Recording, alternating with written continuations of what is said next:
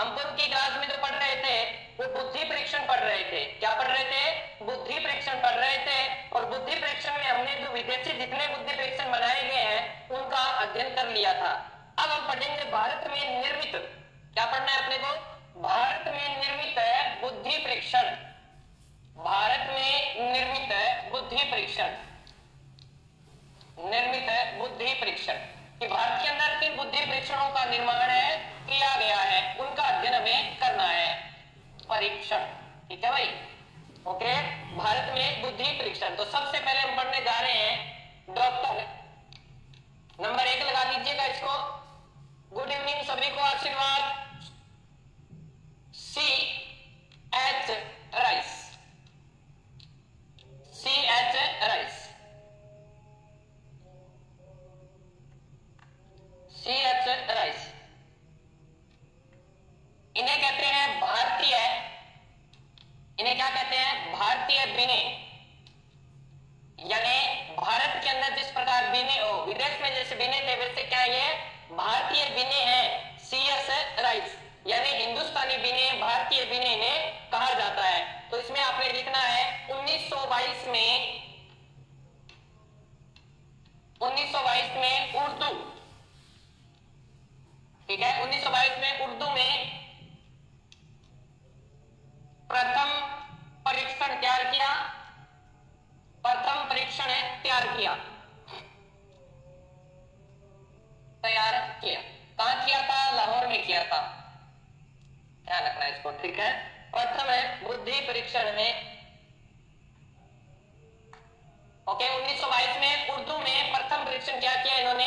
तैयार किया था, ओके। तो इस परीक्षण को लाहौर में लागू किया गया, इस परीक्षण को लाहौर में लागू किया, ओके। समझ में आया? आपको पूछ रहे हिंदुस्तानी विनय कौन है, तो याद रखना C.S. राइस। आज आपने सुबह क्लास ली? सर नहीं बेटा, सुबह मेरी क्लास आती नहीं, इसी टाइम आती है।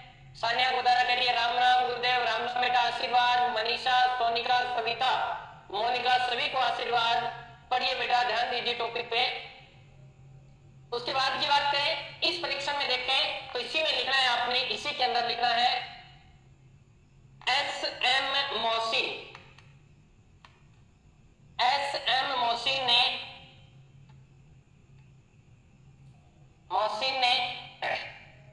M.S. मोहसिन ने 1930 में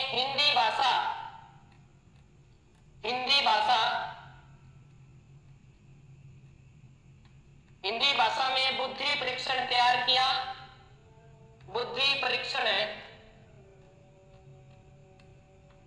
तैयार किया,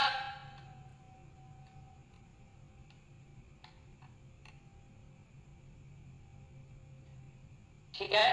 उसके बाद में जो अभी अब की बार जो रीट हुई थी उसमें यहां से प्रश्न पूछा गया था आपका,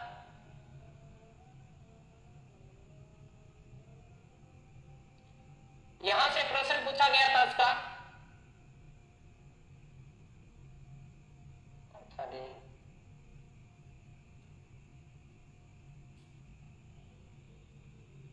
C.M. भाटिया से पूछा गया था, ठीक है।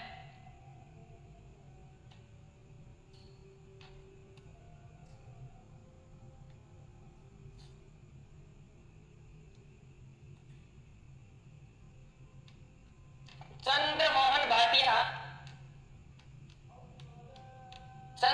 भाटिया,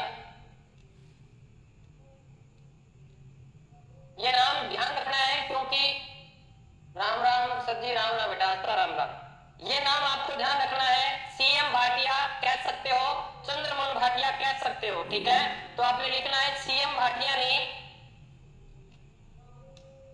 1955 में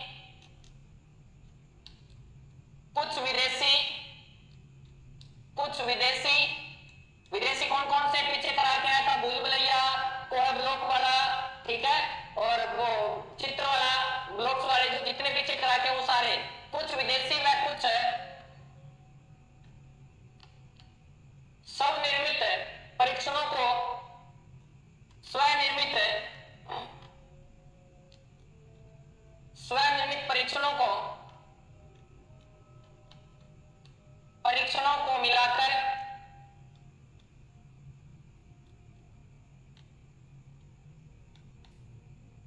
परीक्षणों को मिलाकर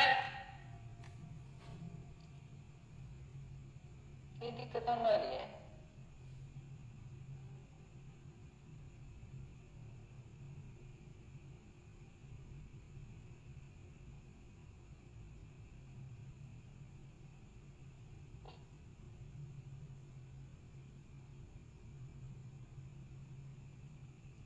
लाइन कट सर है, मोहसिन वाली लाइन में वापस बताओ। चलिए कोई बात नहीं, बता देते हैं आपको।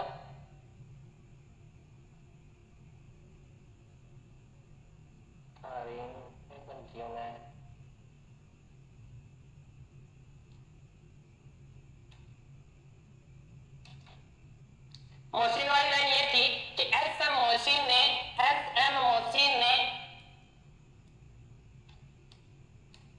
1930 में हिंदी भाषा में प्रथम बुद्धि परीक्षण बनाया।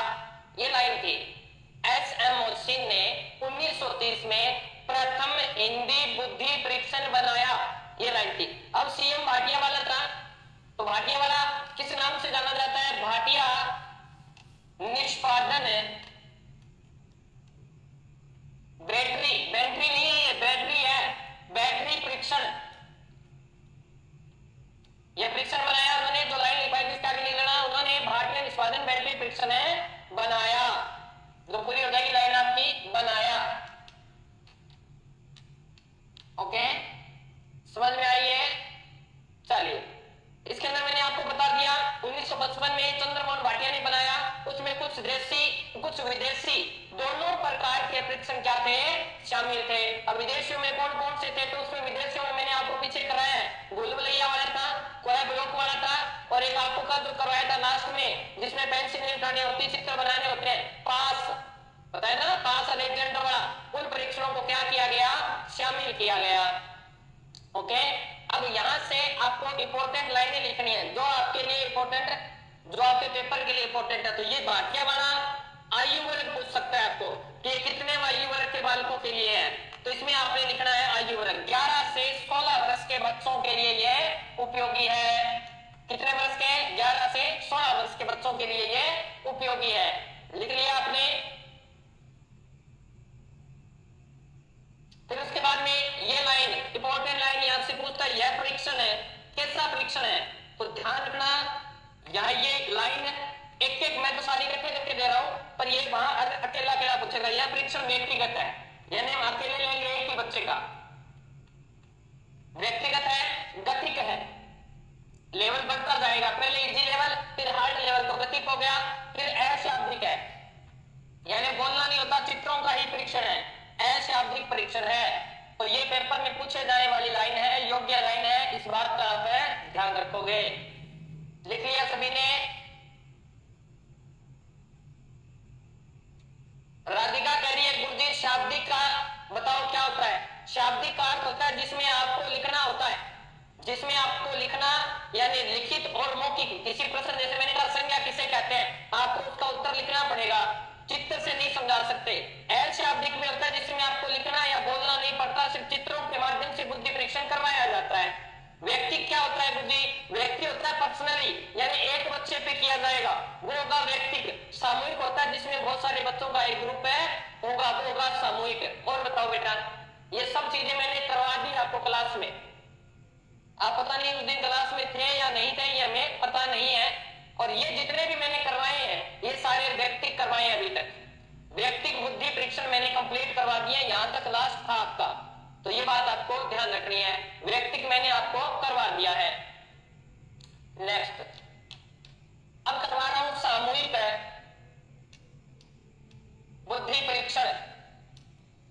बुद्धि परीक्षण सामूहिक शब्द का अर्थ होता है ग्रुप, यानी इसके अंदर किसी भी योग्यता को मापा जाएगा तो समूह में मापा जाएगा। पीछे जितने भी करवाए सारे क्या थे? व्यक्तिगत थे। कोई ब्लॉक था, ये भूलभुलैया थी, सारे के सारे क्या थे? शाब्दिक थे, वो सॉरी क्या थे? व्यक्तिक थे। और शाब्दिक मैंने बताई दिए, पहले शाब्दिक करवाए थे बिने साइमन परीक्षण थे, टर्मन वाला, और फिर आपका था वेस्टलर वाला। ये सब क्या थे? शाब्दिक थे।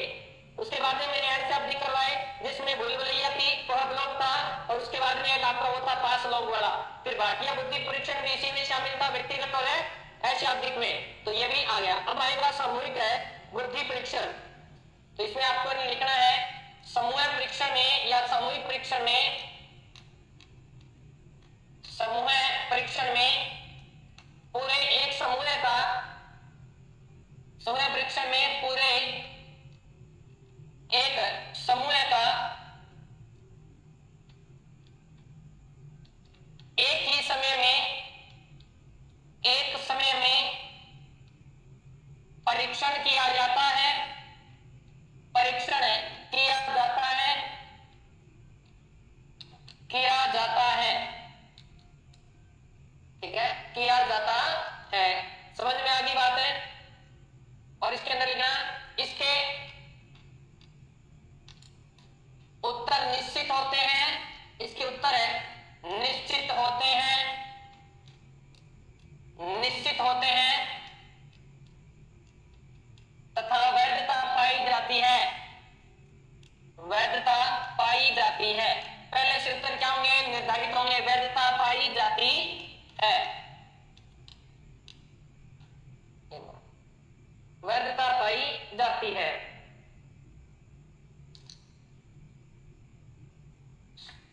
ओके, चलिए अब सबसे पहले हम पढ़ने जा रहे हैं एक नंबर। क्या पढ़ने जा रहे हैं, एक नंबर को पढ़ने जा रहे हैं। अब इसमें कौन सा, इतना लिख लेना, डिलीट हो सकता है ये, तो सामूहिक, सामूहिक शाब्दिक बुद्धि परीक्षण। कैसा ये शाब्दिक है भाई, यानी शाब्दिक का अर्थ है पढ़े लिखे व्यक्तियों के लिए बनाया गया है। शाब्दिक का अर्थ क्या है, पढ़े लिखे व्यक्तियों के लिए बनाया गया है। तो परीक्षण का नाम क्या है, परीक्षण का नाम है army alpha method, army alpha method. जैसा कि नाम से दिख रहा होगा, ये जो परीक्षण थे ये वास्तविकता में एजुकेशन के लिए नहीं बनाए गए थे, ये सैनिकों के लिए बनाए गए थे। सैनिकों की भर्ती के लिए अगर बात करें 1917-18 की, विश्व युद्ध हो रहा था, उसमें सैनिकों की कमी हो गई, सेना के अंदर भर्ती करने से जवानों को, तो जो भी आपने सुना होगा अपने बुजुर्गों से कि हमें पहले जबरदस्ती ले जाया करते थे कि आजा तुझे फौज में लगा दें, तो वो यही समय था। और यहाँ इसी तरह से, लेकिन अनपढ़ होते तो भी सेना में, पढ़ा लिखा है तो भी वहां 2 टेस्ट हुआ करते थे, एक तो होता था आर्मी अल्फा मेथड और दूसरा हुआ करता था army beta method, army beta method, ठीक है, कौन सा, आर्मी बीटा मेथड। अब एक तो था शिक्षित व्यक्तियों के लिए, ये अल्फा तो था शिक्षित के लिए, ए फॉर एप्पल, और एप्पल कौन बता सकता है, शिक्षित व्यक्ति, जैसे याद कर लो इसको। और ये था बी, बी से याद कर लो बोड़ा, बोड़ा यानी बावड़ो, ऐसे याद कर सकते हो ना, बी से बोड़ो या बावड़ो। तो ये जो परीक्षण था ये था कम पढ़े लिखे व्यक्तियों के लिए, उन्हें चित्रों के माध्यम से उनका परीक्षण किया जाता था। तो ऐसे सेना के अंदर भर्ती की गई थी, वही परीक्षण क्या हो गए, एजुकेशन में लग गए। तो इसमें आपने लिखना है army alpha method.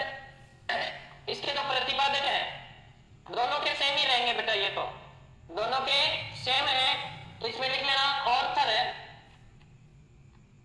S, Arthur है एस ओटिस, ओटिस।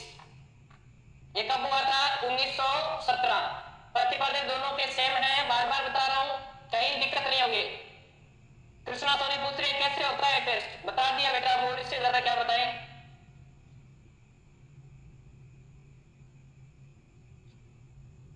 चला गया क्या, अब चला गया वो परीक्षण, तो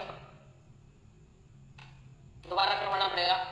आर्मी अल्फा मेथड यही कर रहा था, इसके प्रतिपादक आपको लिखवा दिए हैं, ऑर्थर है एस ओटिस, ये लिखवाया ना, ओटिस, सॉरी,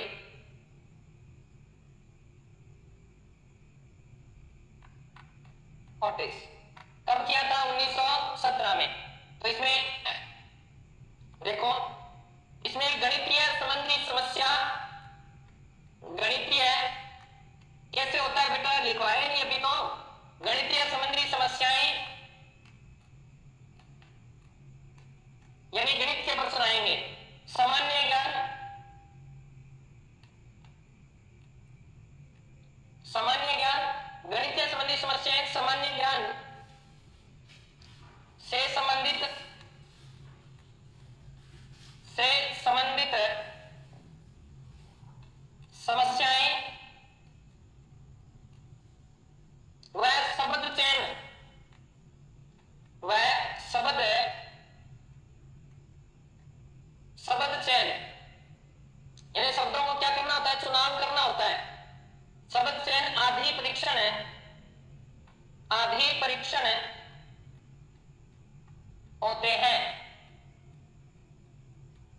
आदि परीक्षण होते हैं। तो ध्यान रखना, इसके नीचे इंपॉर्टेंट करके लिखना, यह परीक्षण शिक्षित व्यक्तियों के लिए है, शिक्षित व्यक्तियों के लिए है, यह परीक्षण शिक्षित व्यक्तियों के लिए है। उतार लिया सभी ने? उतारो बेटा उतारो। आज ये टॉपिक पूरा करना है अपने को।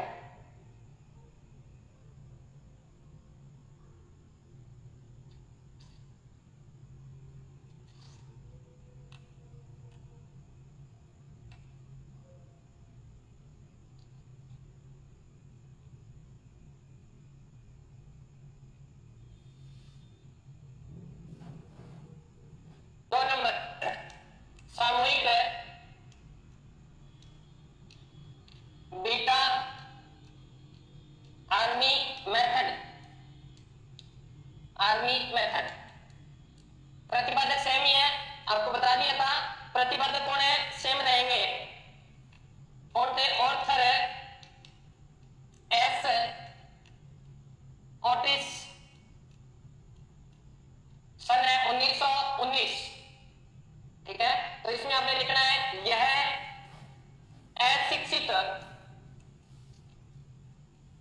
अशिक्षित व्यक्तियों के लिए, अशिक्षित व्यक्तियों के लिए, यह अशिक्षित व्यक्तियों के लिए। ठीक है, इसमें चित्रपूर्ति यानी चित्र को पूरा करना, कॉमा ब्लॉक्स बनाने, जो पीछे करा के था ना थोड़ा ब्लॉक बना, वो ब्लॉक भूलभुलैया परीक्षण शामिल है, ओके, लिख लिया सभी ने? लीजिए, परीक्षण शामिल है। सर 1917 में था पहला, 17 या 19 है सर जी? पहला 1917 है, दूसरा जो है 1919 है। ध्यान रखना है यात्रिका, पहला 17 में है, दूसरा 1919 में है।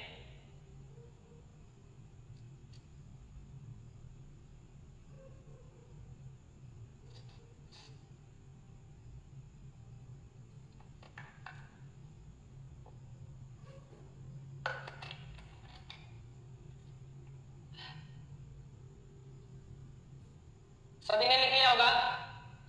नेक्स्ट पेज पे लिखना है बुद्धि मापन के सोपान, कि अगर हमें बुद्धि मापनी है तो किस तरह मापेंगे भाई? बुद्धि मापन के सोपान, क्या क्या वस्तुएं हमें चाहिए? ठीक है, क्या क्या वस्तुएं हमें चाहिए? तो सबसे पहले हमें चाहिए तैथिक आयु। किसे बोलेंगे? तैथिक आयु, तैथिक, डेट ऑफ बर्थ, तैथिक आयु। इसे हम बोल सकते हैं वास्तविक आयु। इसे क्या बोलेंगे? वास्तविक आयु। अंग्रेजी में इसे शॉर्ट फॉर्म में CA के नाम से प्रदर्शित करेंगे, क्रोनोलॉजिकल एज, और इंग्लिश में पूरा नाम आपने लिखना है CHORO, chronological age, NALOGICAL chronological age, ये लीजिए। यानी सबसे पहले हमें क्या चाहिए? वास्तविक आयु चाहिए, जिसे हम शॉर्ट में CA से प्रदर्शित कर सकते हैं। तो मैंने क्या कहा है? अशाब्दिक की बताया है। क्या कर दिया मैंने? गलत तो नहीं कर दिया क्या? कहीं आप कुछ कह रहे हो? सामूहिक बेटा ये अशाब्दिक तो है, और क्या ये जो मैंने यहां लिख दिया है शिक्षित, यहां लिखूं क्या? क्या लिख देता हूं? लिख दे अशाब्दिक परीक्षण है ये, बस सामूहिक में अशाब्दिक परीक्षण है ये। हमें दूसरा बिंदु चाहिए मानसिक आयु। क्या चाहिए हमें? मानसिक आयु। और मानसिक आयु हम शॉर्ट में लिखते हैं MA, जिसे मेंटल एज बोल सकते हैं। क्या बोल सकते हो? Mental as, MENTAIL।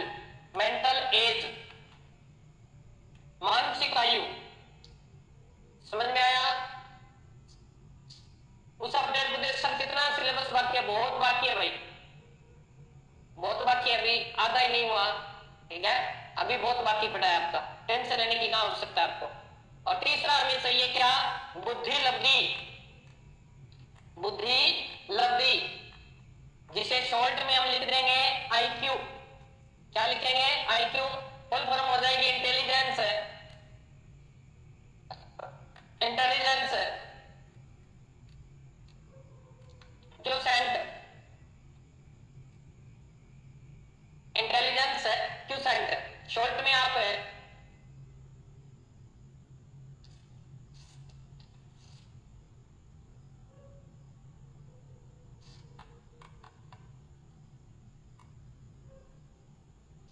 आईक्यू भी प्रदर्शित कर सकते। तीन चीजें अपने को चाहिए, किसी की बुद्धि मापने के लिए अपने को क्या चाहिए, ये तीन चीजें अपने को चाहिए।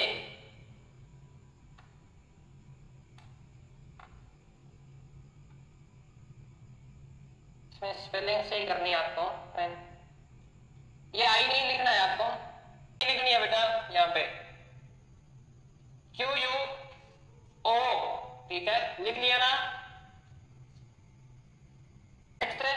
इसीलिए आपने लिखना है आगे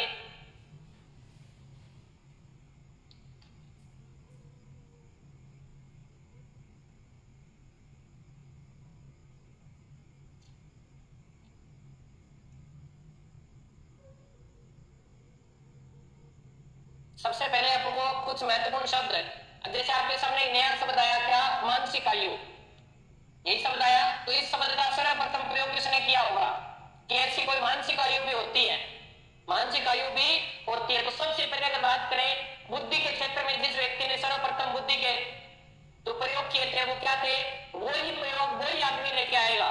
तो सबसे पहले 1908 में अल्फ्रेड बिने लेके आया था, तो लिखा मानसिक आयु मिल गए।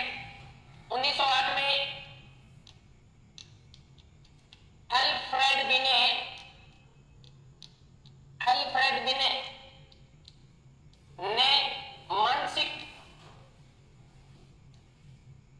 आयु शब्द का प्रयोग किया, मानसिक आयु शब्द का प्रयोग किया। और मानसिक आयु होती क्या है वो बता देता हूं, प्रयोग किया। इसके अंदर दो चीजें आएंगी, एक आएगा बेसल वर्ष, एक आएगा टर्मिनल वर्ष, ठीक है ना, बेसल एज, टर्मिनल एज, ठीक है। अब क्या होती है ये, जैसे कोई बालक है अपने पास कक्षा 5 का बालक है, उसकी वास्तविक आयु देखें तो 5 का बालक है कक्षा का, और 5 उसकी होगी 10 साल का बालक है वो। और कक्षा 5 का बालक अगर है आगे की कक्षा 6 के प्रश्नों को हल कर रहा है, तो उसकी बुद्धि लब्धि क्या मानी जाएगी, उसकी मानसिक जो आयु है वो 11 वर्ष मानी जाएगी। जिस लेवल तक प्रश्नों को वो सॉल्व कर रहा है वो उसका बेसल वर्ष होगा। और मान लीजिए वो किसी अपने जैसे 10 वर्ष की आयु है, कक्षा 5 में है, और वो कक्षा 3 के प्रश्नों को हल नहीं कर पा रहा है, तो उसकी टर्मिनल एज 3 वर्ष 2 वर्ष घट जाएगी, यानी 8 वर्ष है। तो ये होता है क्या, मानसिक आयु, यानी जितनी ज्यादा समस्या जिस आयु के बालक की है वो उससे आगे की कर रहा है तो उसे बेसल वर्ष कह देंगे। अगर वो उससे नीचे की अपनी खुद की आयु से नीचे की बात कर रहा है तो वो टर्मिनल वर्ष होगा। तो यहां पर आपने लिखना है, इसी में लिखना है आपने, सबसे पहले आप लिखें बेसल एज, बेसल एज या बेसल वर्ष कह दो, ठीक है, बेसल वर्ष कह दो, एक ही बात है। यहां लिखना है जिस अधिकतम आयु स्तर के, अधिकतम आयु स्तर के, आयु स्तर के, जिस अधिकतम आयु स्तर के प्रश्नों को बालक है, प्रश्नों को बालक है, को बालक है हल करता है, वह उसका क्या होगा, बेसल वर्ष होगा, वह उसका क्या होगा, बेसल वर्ष होगा। उसी तरह टर्मिनल वर्ष, टर्मिनल एज, क्या कहनी है, टर्मिनल एज। अब टर्मिनल एज क्या होगी, सेम का सेम होगा, जिस यानी बालक की एज मान लीजिए 10 वर्ष है और वो अपने से जैसे 8 साल का बालक है, उसकी आयु को प्रश्नों को हल कर रहा है, तो उसकी जो मानसिक आयु है वो क्या मानी जाएगी, वास्तविक आयु तो 10 वर्ष ही है, परंतु मानसिक आयु उसकी 8 वर्ष है, क्योंकि वो छोटे अपने छोटे से जो प्रश्न है। सर आपका क्लास रोजाना इस टाइम पर आती आती है? बिल्कुल आती है सर। बेटा छोटा है, पढ़ने नहीं दे रहा है जी। कोई बात नहीं बेटा, नहीं पढ़ने दे रहा है तो बाद में क्लास लगा लेना, ये रिकॉर्ड हो जाएगी। जिस आयु स्तर के प्रश्नों को बालक हल नहीं कर पाता है, बालक है हल नहीं कर पाता है,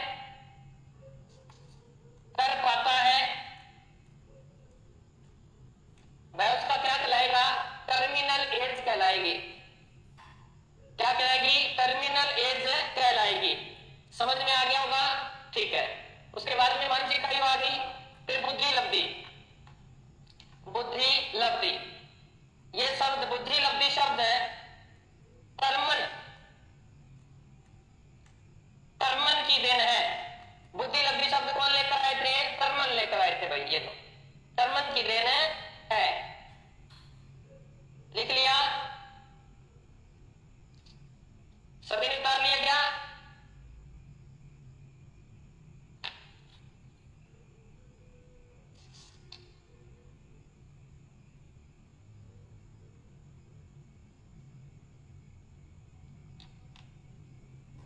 उसके बाद में लिखना है कि बुद्धि लब्धि का सूत्र, बुद्धि लब्धि के सूत्र की दिशा में सर्वप्रथम कदम है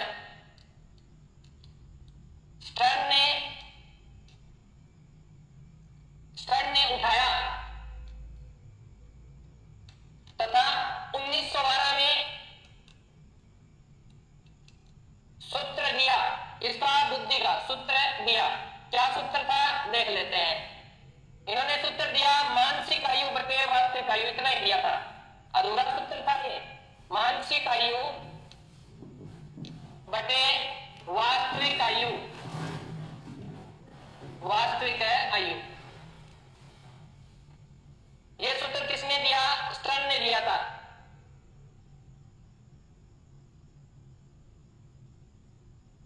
रेखा क्या पूछ रहे हो बेटा? दोबारा पूछिए, क्या पूछना चाह रहे हो? ठीक है। फिर इसके बाद की बात करें, 1916 में टर्मन ने संशोधित सूत्र दिया। तो ध्यान रखना, आपको पूछ सकता है कि बुद्धि लब्धि के सूत्र के जन्मदाता कौन है? तो उत्तर टर्मन करना है भाई। अगर मुझे सर्वप्रथम कदम किसने उठाया? तो स्टर्न ने उठाया था, क्योंकि सूत्र तभी माना जाता है जो पूर्ण हो। तो ये तो अधूरा सूत्र था, इसलिए नहीं माना जाता। टर्मन उत्तर करके आना उसका।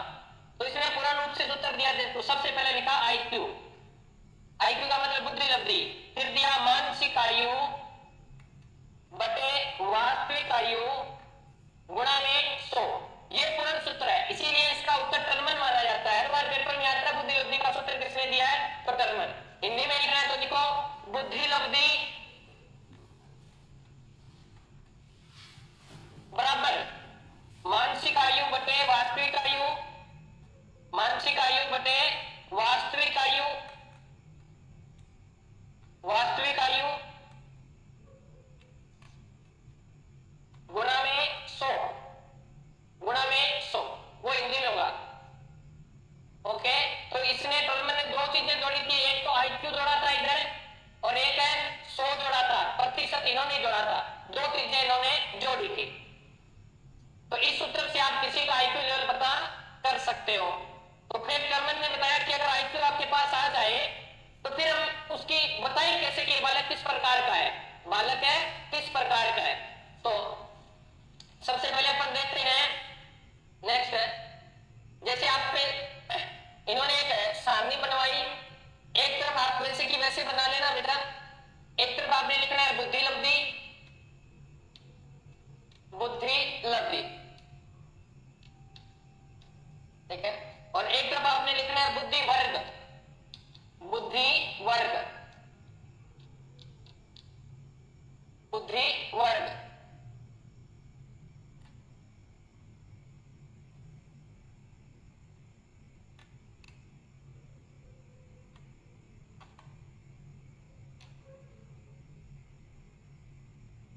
हो गया इसके आगे।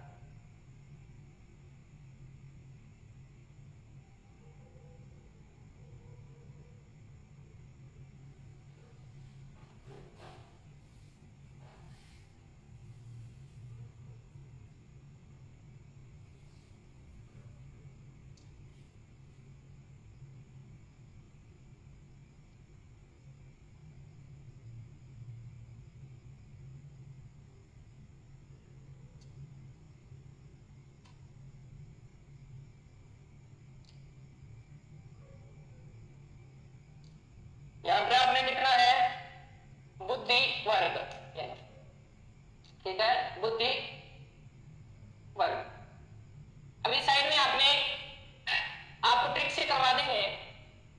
यहां सबसे पहले 140 से अधिक, 140 से अधिक, फिर 130, फिर 120 है। सबसे पहले 140, फिर 120, फिर 110 ऐसे लिखना है आपको, फिर 90, फिर 80, फिर 70, फिर 50, फिर 25 और फिर 25। ओके, ऐसे लिखनी है। इतनी बड़ी सारणी आपने अपने पृष्ठ पर बनानी है। छोटा कर देते हैं इनको।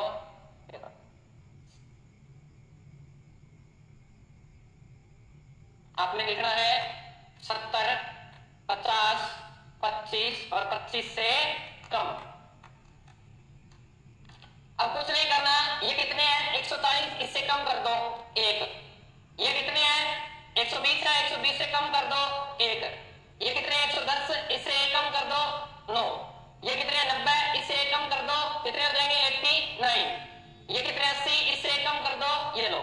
ये कितने हैं? इससे कम कर दो। ये कितने हैं? इससे कम कर दो। और बस हो गई, बन गई सारणी। रीट के एग्जाम में कोई नेगेटिव मार्किंग नहीं है, परंतु मेन एग्जाम में नेगेटिव मार्किंग रहेगी। सर क्लास का पूछा था, क्या क्लास पूछी थी? इसी टाइम आएगी क्लास। तो ये सारणी बनाए। सबसे पहले आपको याद करनी है प्रतिभाशाली, जिनका आईक्यू लेवल है। ये सारणी करवाऊंगा मैं याद, पहले आप सारणी बनाएं उसको, फिर अपन नए प्रश्न पर इसको अलग तरीके से बनाएंगे। पहले आप इनमें लिखते जाए। इसको हम बोलते हैं प्रखर, ठीक है, प्र। और इसको हम बोलेंगे तीव्र बुद्धि, तीव्र बुद्धि। फिर इसमें लिखना है सामान्य या औसत, सामान्य या औसत। फिर यह आ जाएगा आपका निम्न या पिछड़ा, इसे हम पिछड़ी, कौन सी बुद्धि का कहते हैं? पिछड़ा, ठीक है। या इसे हम मंद बुद्धि भी बोल सकते हैं। ये बुद्धि वर्ग है। फिर उसके बाद में नीम, मंद आ गया नीम। तो इसके बाद में आएगा निर्बल बुद्धि, निर्बल को विषय बुद्धि भी बोलते हैं। रट्टा नहीं लगाना है, कोई बात नहीं, एक बात लिख लीजिए, याद करवाने की गारंटी मेरी है। मनीषा शर्मा करेगी मैंने देखा है बुद्धि, नहीं देखा बेटा तूने गलत देखा है। रीट का जो एग्जाम जुलाई में होगा उसमें कोई नेगेटिव मार्किंग नहीं है, परंतु जो आगे मेन एग्जाम होगा उसमें नेगेटिव मार्किंग होगी। आपने गलत न्यूज पढ़ी है। फिर 50 से जो होता है इसे हम बोलते हैं अल्प या मूर्ख। क्या बोलते हैं? अल्प या मूर्ख बुद्धि, जिसे मोरल भी बोलते हैं। इंग्लिश में लिखना चाहो तो लिख सकते हो मोरल। 25 से 49 के बीच में जो बुद्धि रह रखी है आपके, इसे बोलते हैं मूड। कौन सी बुद्धि है ये? मूड बुद्धि। एक बार ये लिख लीजिए, याद करवाने की गारंटी मेरी है। एक बार ये सारणी बनाइए आप, इसे इम्बेलिक बोलते हैं।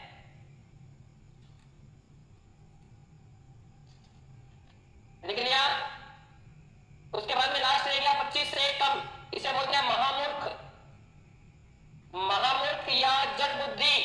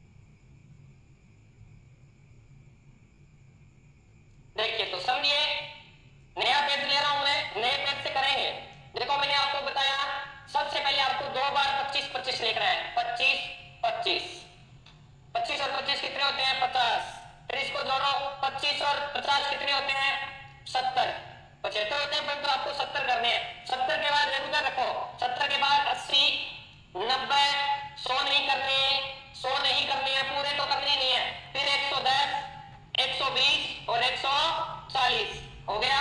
चलिए यहाँ हो जाएगा 25 से कम, ट्रिक से याद करवा रहा हूँ। 25 25 50, 50 और 25 70 80 90, 100 नहीं करने, 110 120 140। अब देखो यहाँ आ गया, ये कितने हैं 50, इसका एक कम यहाँ कर दो, कितने हो गए 49। ये कितने हैं 70, इसका एक कम यहाँ कर दो, ये लो।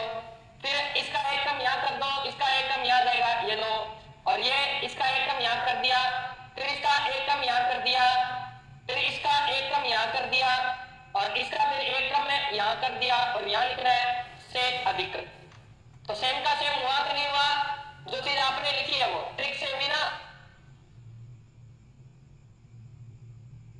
अब देखो इसको कैसे याद करें गुरुजी, हमें वो याद नहीं रहता, कोई दिक्कत नहीं है। जम्मू से जो बीएड करके आए ना, कहां से? जम्मू से। ऐसे याद करो, जम्मू से जो बीएड कर, उनको पता है कि वहां पर नीम बहुत ज्यादा है। क्या ज्यादा है बेटा? नीम बहुत ही ज्यादा है। जिस प्रकार मेरे सासरे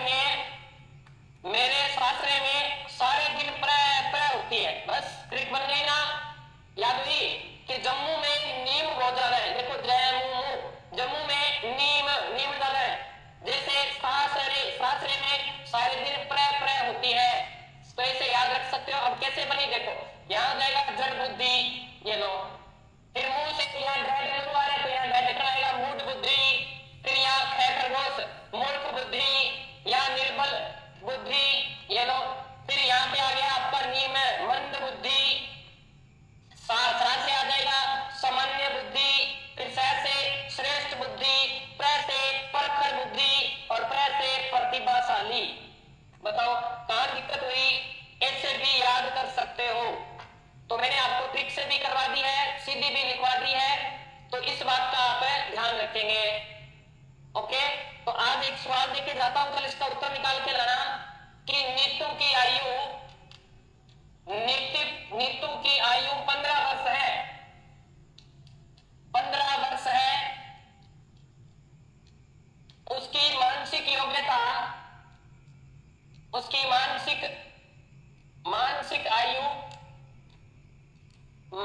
आयु 12 वर्ष है।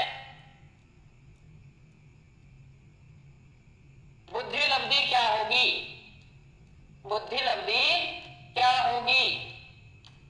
तो एक सवाल मैं बता देता हूं आपको। आईक्यू का सूत्र था, आईक्यू बराबर है मानसिक आयु MA/CA गुणा में 100। तो आईक्यू तो हमें पता ही करना है। तो मानसिक आयु देखो कितनी दे रखी है? 12 वर्ष। वास्तविक आयु कितनी है? 15 वर्ष गुणा में 100।